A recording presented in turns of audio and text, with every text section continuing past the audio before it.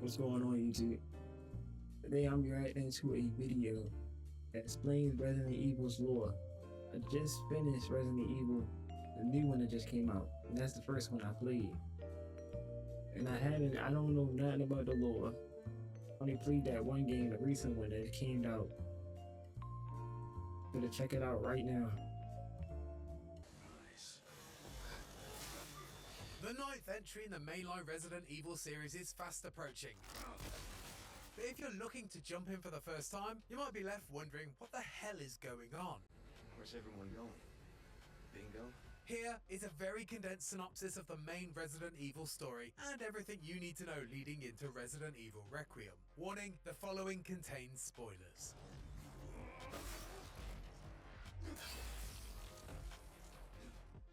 Resident Evil 0. I didn't even know it was a zero. July 23rd, 1998. Raccoon City Police Stars Bravo team is dispatched to investigate murders in the Arklay Mountains, but crashes before they can reach. Survivor Rebecca Chambers makes her way towards a spooky-looking mansion nearby to find the rest of Bravo team. Before she can arrive, Rebecca, along with her newly acquired convict companion Billy Cohen, arrive at an abandoned training facility, discovering that its former director, Dr. James Marcus, along with former partner Oswald E. Spencer, was responsible for a new biological weapon dubbed the T-Virus, a deadly infection that turns humans into zombies and other monstrosities. Resident Evil. STAR's Alpha team is dispatched to find out what happened to Bravo team. The search leads STAR's members Jill Valentine, Chris Redfield, Barry Burton and team leader Albert Wesker to the Spencer mansion. The gang splits up and discovers the horrible fates of fallen STAR's members due to the T-Virus outbreak, and Chris finds Bravo team member Rebecca Chambers still alive. You. Chris Redfield, Alpha Team. We're here to rescue you. Jill and Chris eventually discover that the Umbrella Corporation, a pharmaceutical company with shady business practices, was behind illegal experiments that resulted in the horrors roaming the mansion's halls.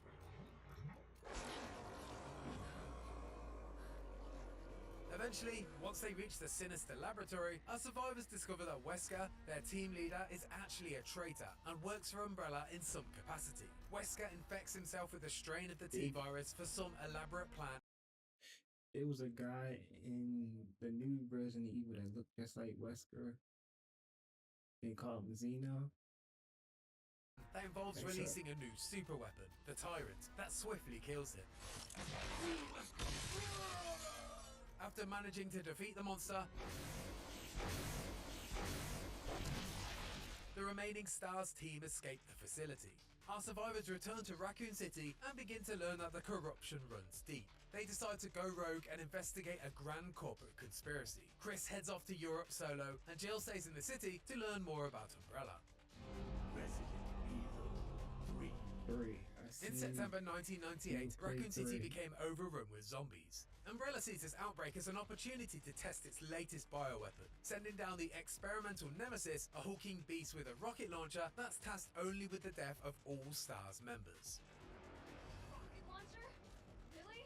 While Jill desperately tries to escape the outbreak with Nemesis hot on her heels, rookie RPD officer Leon S. Kennedy and Chris Redfield's younger sister Claire Redfield both arrive in Raccoon City at the worst possible time. Resident Evil 2. After being separated following a car accident, Leon and Claire agree to meet up at the nearby police I've seen department. this one too. Unfortunately, the building is also infested with zombies. I didn't play it, but I've seen it. On her quest to find her brother Chris, Claire runs into Sherry Birkin, a young girl being pursued by a monstrous weirdo who turns out to not only be her dad, but also Umbrella's leading scientist William Birkin. You gotta be kidding me. Turns out Billy B had planned to betray Umbrella and sell his newly developed G-Virus, but before he had the chance, he was gunned down by Umbrella. Before dying, William managed to infect himself with the G-Virus, allowing it to spread into Raccoon City through the water system, creating the enormous mess all our characters are now dealing with. Nice one, Willie. Meanwhile, Leon runs into Ada Wong, an FBI So we dealing with all of these zombies because of his ass. Thank you so much. agent who's seeking the G-Virus for herself to prove Umbrella's corruption. They decide to form an alliance, for now. Thank you. Leon and Ada run into Birkin's wife Annette, who is not a big fan of the pair.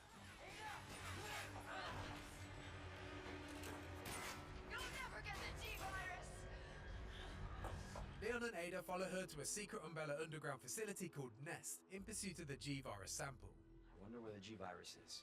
Claire also arrives at Nest in search of a vaccine for a now infected Sherry. Leon manages to obtain the G-Virus sample but runs into William, who, in his freakish form, mortally wounds his wife. Annette reveals to Leon that Ada is not what she seems, and is actually a mercenary who's looking to sell the G-Virus to the highest bidder. She's gonna sell it.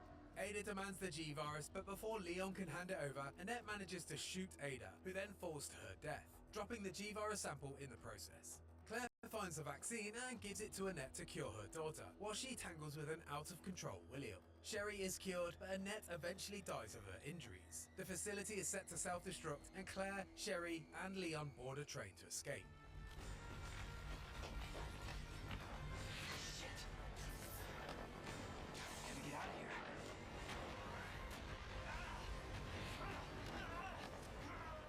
With Nest destroyed, the crew finally manages to escape the nightmare, and on the outskirts of Raccoon City, vow to continue their fight against Umbrella.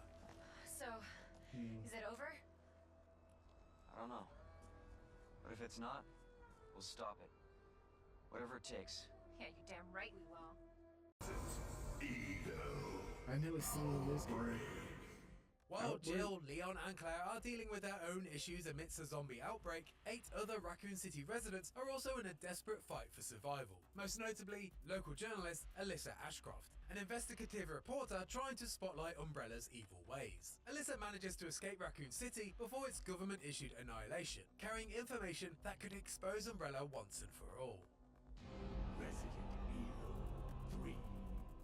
Elsewhere in Raccoon City, Jill Valentine is infected with the T-Virus. Fortunately, Carlos Oliveira, a merc who, despite being hired by Umbrella, is on the scene to not only cure Jill, but also help her find an important vaccine. Come on. This shit better work. At this point, our heroes discover the unfortunate news that the US government plans to Excuse me. wipe out Raccoon City with a missile strike, hoping to eradicate the infection. Carlos and Jill head to another underground lab, this time creatively called Nest 2. Unfortunately, Nemesis is still alive and very much in pursuit. Jill and Carlos manage to take out the abomination once and for all, and with a vaccine sample in hand, escape the city before the missile strike. Unfortunately, Nikolai, Carlos's former colleague slash secret operative, is waiting and manages to destroy the vaccine vial. Jill and Carlos take down Nikolai, leaving him for dead, and escape just before the missile arrives to completely floor Raccoon City for good. When the most recent game you see Raccoon City, it's like blew the fuck up. It's like leaked. Only a couple stuff left. Resident Evil. 3 months after escaping from Raccoon City, Claire Redfield, in search of her brother Chris, attempts to raid a European Umbrella facility before being captured. Claire is taken to an island prison commanded by Alfred Ashford, the governor of Rockfort Island. An outbreak occurs, of course, and after being freed, Claire gets to work looking for Chris and escaping the island. There's no sign of Chris, so after much trouble, Claire looking for Chris island. Claire is taken to a Chris, attempts to raid a months after escape. Resident Evil. Okay. 3 months after escaping from Raccoon City, Claire Redfield, in search of her brother Chris, attempts to raid a European Umbrella facility before being captured. Claire is taken to an island prison commanded by Alfred Ashford, the governor of Rockfort Island. An outbreak occurs, of course, and after being freed, Claire gets to work looking for Chris and escaping the island. There's no sign of Chris, so after much trouble, Claire escapes on a plane. Ashford, who it turns out has a split personality disorder and often believes himself to be his twin sister Alexia, takes control of the plane remotely and crashes it into another Umbrella facility, this time in Antarctica. It's also worth noting that during the crash, Claire spends a period unconscious here, during which she has a dream that turns out to be the plot of Resident Evil Survivor 2. Weird. Alfred, believing Claire to be a spy, also escapes Rockfort in a quest for revenge, and after he's fatally wounded, frees his actual sister Alexia, the person he previously believed or wished himself to be, who was cryogenically frozen and riddled with a new virus called T. Veronica. Meanwhile, back on Rockfort Island, wouldn't you know it, Chris has shown up looking for Claire. Instead, he runs into his old pal slash mortal enemy, Albert Wesker. Long time no see, Chris. Wesker? Who's still alive, super strong, and on a mission to find a T. Veronica sample. Turns out his plan was to be killed by the Tyrant so he could reach his full potential of some experimental virus he had or something like that. They both make their way to Antarctica, and Chris finally reunites with Claire, who then defeats a now very powerful Alexia before escaping as the facility, you guessed it, self-destructs. Chris! Hey, you know that I always keep my promises. Oh, and Chris and Claire vow to take down Umbrella. You seeing a pattern here? There's still something we've got to do. You mean... Yeah, it's payback time. We've got to destroy Umbrella. Now, let's finish this once and for all. What the fuck is this epic music? Bro. Resident Evil 4. 6 years have now passed, and Umbrella is now long gone due to a government suspension and a stock value crash. Basically, the lamest way possible for a big bad to go out. Leon Kennedy, the once rookie RPD officer, is now a government agent who's sent on a mission to rescue the president's daughter Ashley from her kidnappers in rural Spain. Leon discovers that not only are her kidnappers a cult called Los Illuminados, but they're also infected by a brand new mind-controlling parasite called Las Plagas. During the rescue, Leon coincidentally bumps into an old flame, Ada Wong. You can stop right there, Leon. But she died. Would it make me use this? Would you? Who turns out to not be dead and is once again on the hunt for a virus. After rescuing Ashley, Leon confronts the cult's leader, Sadler, and with the help of Ada, they defeat him. That Voldemort? Bringing down the parasite and all the hordes he infected. I'll give you a holy body. Ada, once again showing her true colours, takes the Las Plagas sample and escapes by helicopter. But not before, setting the base to self-destruct. I don't understand. Why would she just... Gotta move. Island's gonna blow. It's gonna what? Leon and Ashley manage to escape very dramatically on a jet ski and appear to ride it all the way back from Spain to the US. I mean, they probably just went back to the mainland and took a more traditional route, but imagining they jet skied across the Atlantic is funnier. So let's say they did that. Resident Evil Revelations. Shortly after the events of Resident Evil 4, we're finally reunited with our original protagonists, Chris Redfield and Jill Valentine, who are now involved in a new investigation into bioorganic weapons, which results in them discovering a new strain of the T-virus called T-Abyss, a weapon that the latest new evil organization Veltro plans to use, infecting 1/5 of the world's oceans. Ultimately, there's a lot of betrayal and evil plots here, with names and organizations that mostly don't feature in the wider series, except for one, the BSAA, short for the Bioterrorism Security Assessment Alliance. Chris and Jill are founding members, and this new organization's motives become the driving force for these characters going forward. Naturally, Chris and Jill survive the events of Revelations, taking us directly into the next chapter of Resident Evil. Resident Evil 5. 2 years after Resident Evil 4, our original bad Wesker is still on the loose. Chris and Jill, now under the banner of the BSAA, follow a lead towards Umbrella's founder, Oswald E. Spencer, but instead run into Albert Wesker, who has killed Spencer.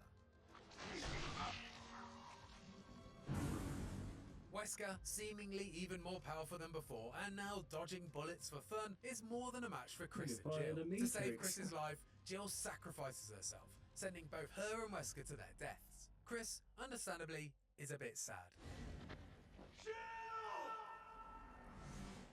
Resident Evil 5. Almost 3 years after Jill's death, Chris is tasked with apprehending terrorist Ricardo Irving, who is selling bioorganic weapons in Africa. Wow, perceptive, aren't ya? Along with his new partner Sheva, Chris discovers that the locals are infected by a modified Las Plagas parasite. Chris is also informed by the BSAA that Jill could still be alive. After defeating a mutated Irving, Chris and Sheva learn that Tricell, the company that funds the BSAA, had taken over Umbrella's seedy work in conjunction with a, would you believe it, still alive Wesker, who's been conducting human experiments. Wesker, you are alive. Unfortunately, one of his victims is Jill, who is also still alive and now under Wesker's control. Wow. Chris Chris and Sheva manage to subdue Jill and remove the mind control device before it's too late. Wesker tries to flee on a bomber, which crash lands into, of all places, a volcano. After some brief boulder punching, Chris and Sheva finally kill punch in a Wesker once boulder? and for all. And all is well in the world, for now. Locked and loaded. Suck on this, Wesker. Your time's up, you son of a bitch.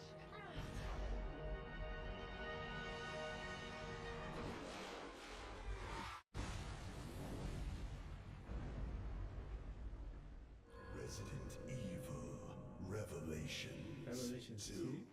Claire Redfield, younger sister of Chris and now a member of TerraSafe, an anti-bioterror company, once again finds herself trapped on an island with her new partner, Moira Burton, daughter of Barry Burton. Remember him? He's the Jill sandwich guy. You would have fit nicely into a sandwich. This island, an abandoned prison, isn't a nice place to be. While being stalked by mysterious monsters, are directed around this labyrinth by someone known as the Overseer. Who the is quoting poetry? Are you afraid? After all the typical Resident Evil hijinks involving other survivors, shady corporations and betrayal, it's revealed that the Overseer is called Alex Wesker. Although she does share a surname though, she's not actually a relative of the infamous villain. Stay tuned for that later. But rather a kidnapped child who was snatched for her talents and inducted into the Wesker Project. A sinister plot developed by Oswald E. Spencer to try and develop a race of superior beings using the T-Phobos virus. Another virus, blimey. I have to destroy you! Alex has been doing her own experiments on the prison island, injecting a virus into her victims and creating a fresh batch of monstrosities. Eventually, Claire and Moira corner Alex, and now, with nowhere left to run, Alex commits suicide. Oh, wow. But not before, say it with me, setting the base to self-destruct. What's up with this game and these self-destructing and everything? Claire manages to escape, but unfortunately, Moira is trapped in the rubble. Enter Big Daddy Barry. Moira. 6 months pass before Barry reaches the island, desperately chasing Moira's SOS signal. But before finding his daughter, he runs into a still alive but mutated Alex Wesker. It's not enough to live. I want to transcend. After more survival horror hijinks, Barry eventually comes face to face with Alex, who's now heavily mutated into a final glowing orange target-covered form. Fortunately, both a still alive Moira and a returning Claire Redfield with a rocket launcher arrive to swing the odds in Barry's favour. That's gonna work for you. That rocket launcher just do the trick. You sitting there watching it? That face expression change, it was crazy.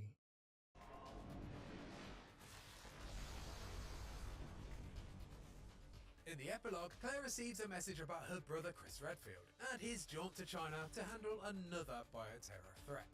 Yeah. Well, tell Piers to look after him. Right, next up is Resident Evil 6, which features not one, but 3 interwoven campaigns, and it all gets very messy. Deep breath. Let's just get through this. Resident Evil 6. In 2012, a new virus surfaced from a company dubbed Neo Umbrella, led by someone who appears to be Ada Wong.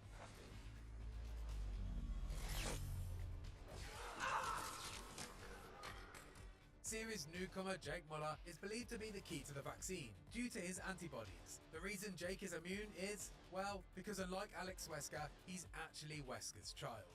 What? You're Wesker Jr. Wesker? You lost me.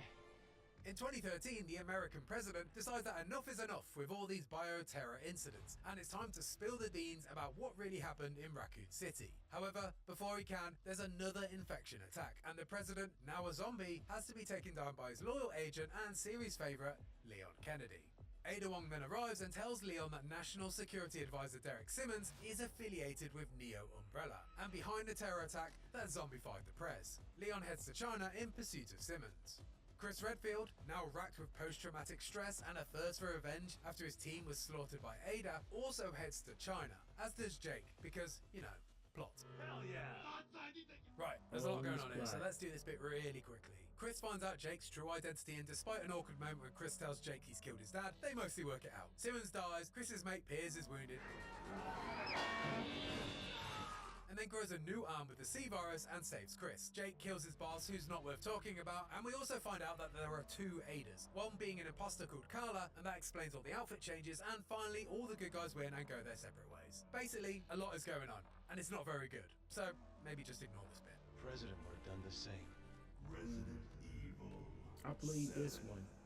In 2017, Ethan Winters is searching for his missing wife, Mia, eventually following the trail deep into Louisiana, where he finds her imprisoned by a very odd and very disgusting family, the Bakers. Welcome to the family, son. Ethan is attacked and captured by Jack Baker, and then forced to join in with a vomit-inducing family dinner with his wife Marguerite, son Lucas, and an elderly woman.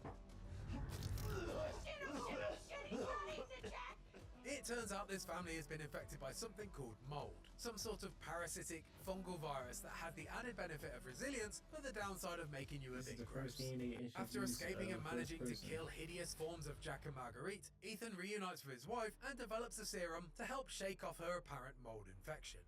After trying to flee on a boat, the vessel is capsized by a mysterious creature that turns out to be a girl named Evelyn, a bioweapon that Mia, who it turns out is a secret agent, was tasked with escorting. Turns out Evelyn was responsible for the Baker family's mind-altering infection, because she was desperate for her own family. You know, like all bioweapons are. Classic stuff. Listen, the girl just wants the family on her own. Side note, you can also find a note from Alyssa Ashcroft in Resident Evil 7. Remember her from Resident Evil Outbreak? Turns out she's still a jobbing journo who's investigating the disappearances in Louisiana. After injecting Evelyn with a toxin, she reverts to her true form as the old woman at the Baker's disgusting dinner. Turns out that she's been rapidly aging. Evelyn mutates into a giant blob like all classic Resident Evil bosses, and after a final confrontation with Ethan, with a little help from a recently arrived military squad, she's finally destroyed. In a final twist, the leader of the military squad is revealed to be none other than a very different looking Chris Redfield, emerging from a helicopter that's branded Umbrella. Resident Evil 7. After Ethan escapes, Chris and his team pursue Lucas Baker, who it turns out was never actually under Evelyn's mind control due to a serum provided to him by a new shadowy organization called the Connections. The Connections were behind Evelyn's creation, and they were using Lucas to gather more data on her. But he also planned to betray his masters anyway, you know, like every Resident Evil villain ever. Lucas! After finally working his way through a series of traps, Chris manages to kill a mutated Lucas and finally returns to base for an urgent call. Game over.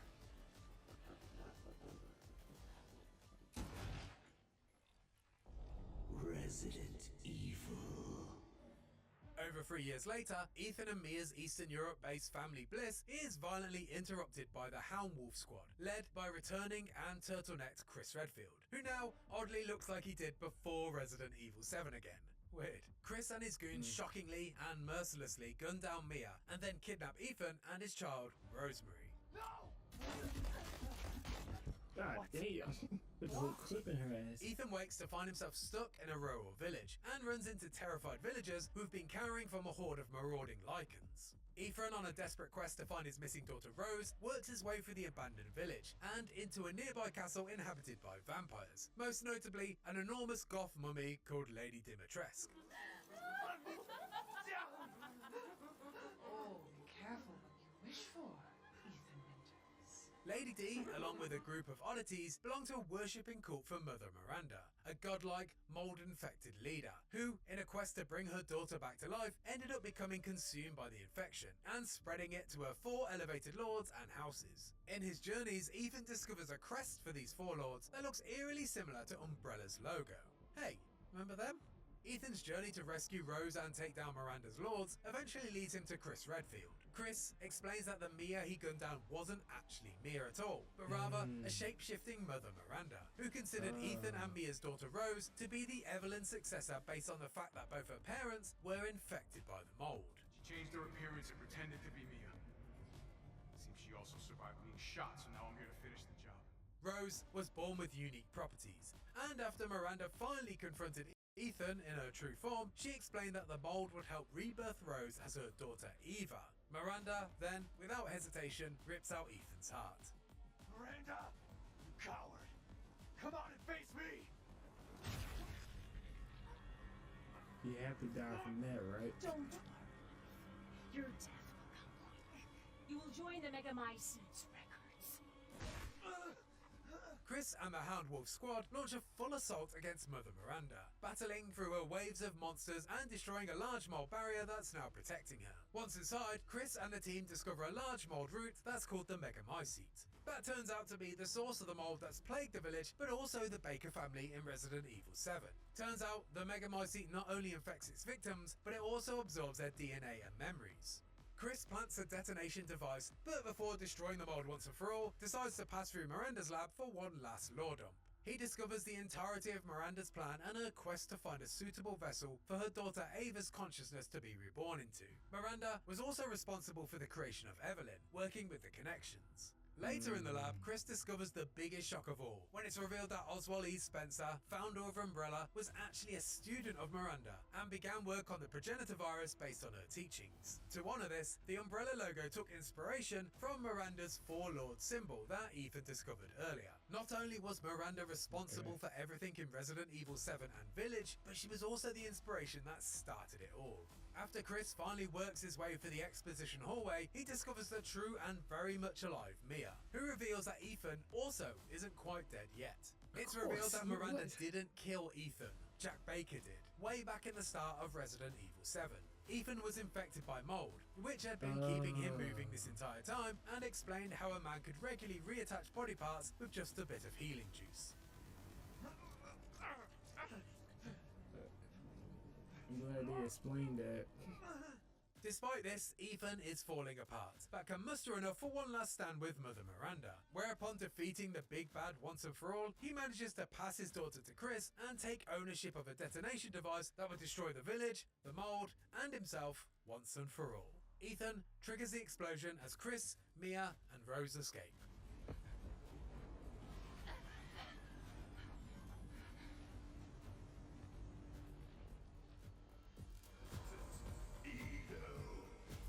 In 2037, and now much older Rose is learning about her abilities, one of which is the power to connect with a surviving piece of the mold root recovered from the incident 16 years prior. After jacking in, Rose enters a new realm, full of the memories from the victims the Megamycete had consumed. Rose then takes a jaunt through a version of the village, guided by a spirit called Michael, who ends up being Ethan's remaining consciousness. She's also taunted by the trapped consciousness of Mother Miranda, who is desperate to escape the realm.